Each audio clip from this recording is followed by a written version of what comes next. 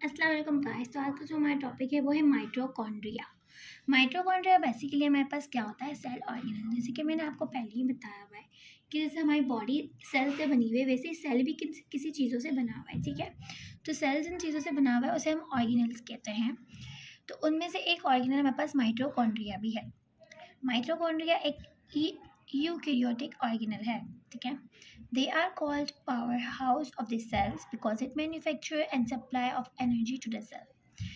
अब माइटोकॉन्ड्रिया को हम पावर हाउस भी कहते हैं। क्यों कहते हैं? क्योंकि हमारे पास ये मैन्युफैक्चर और सप्लाई मीन्स बनाता है और सप्लाई करता है एनर्जी को सेल्स के पास। मीन सेल्स के अंदर हमारे पास एनर्जी बना भी रहा होता है और सप्लाई भी कर रहा होता है, तो इसलिए इसका नाम पावर हाउस ऑफ सेल भी रखा गया है। अंडर कंपाउंड माइक्रोस्कोप, अगर हम इसका स्ट्रक्चर अंडर कंपाउंड माइक्रोस्कोप देखें तो ये कैसा दिखता है? Appears to the rods, filament and vesicle structure. ये रॉड्स लाइक स्ट्रक्चर में दिखता है, फिलामेंट लाइक स्ट्रक्चर में दिखता है और वेजिकल्स लाइक स्ट्रक्चर में दिखता है।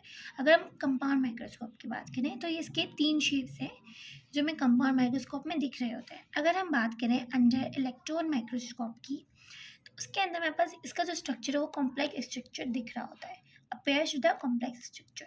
ठीक है, अब बेसिकली इसका स्ट्रक्चर जो होता है वो इस तरह का होता है, इस तरीके का होता है। ठीक है, ये ऐसे रोड लाइक। ठीक है, अब इसके पास 2 मेम्ब्रेन होती है। आउटर मेम्ब्रेन ये वाली मेम्ब्रेन है जिसको आउटर मेम्ब्रेन कहा गया है। इनर मेम्ब्रेन फोल्डिंग लैग बनी हुई। ठीक है, इनर मेम्ब्रेन, और इसी फोल्डिंग लैग को हम क्या बोलते हैं? क्रिस्टनाई क्या कहते हैं। ठीक है, इसकी सेकेंड मेम्ब्रेन को हम क्या कहते हैं? क्रिस्टनाई। ये आउटर मेम्ब्रेन है, ये इनर मेम्ब्रेन है। इनर मेम्ब्रेन फोल्डिंग लैग है, तो इस फोल्डिंग लैग स्ट्रक्चर को हम कहते हैं क्रिस्टनाई कहते हैं।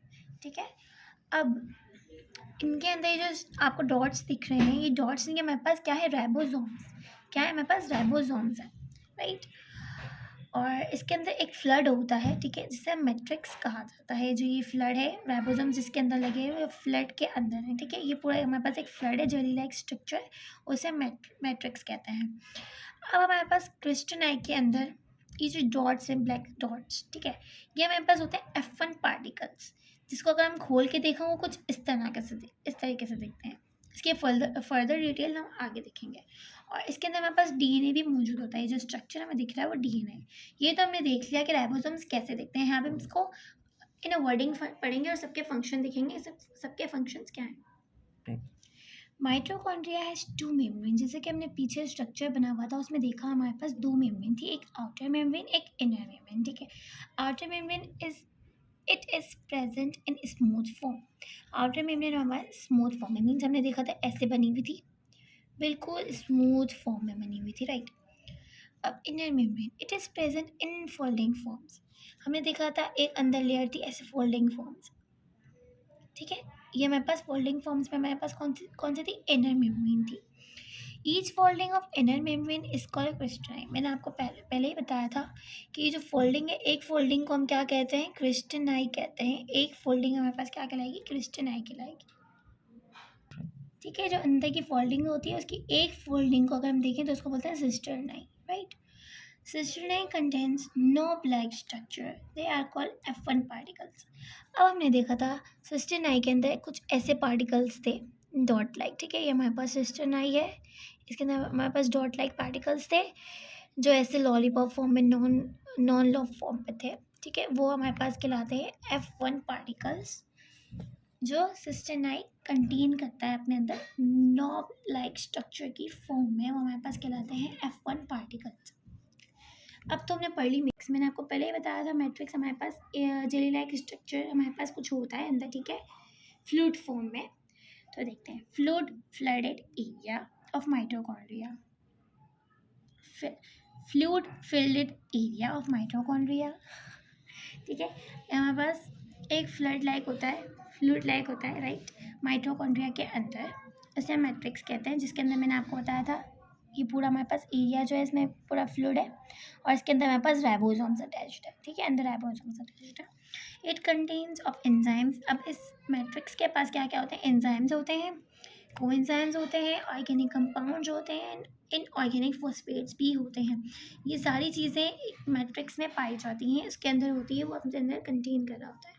It also contain ribosomes. मैंने आपको बोला कि उस फ्लड के अंदर क्या होता है, राइबोसोम्स अटैच्ड होते हैं, तो उसके पास राइबोसोम्स भी होते हैं। और राइबोसोम्स का काम क्या है, protein banana. It involve in protein synthesis. इसका काम ही यही है, प्रोटीन को बनाना।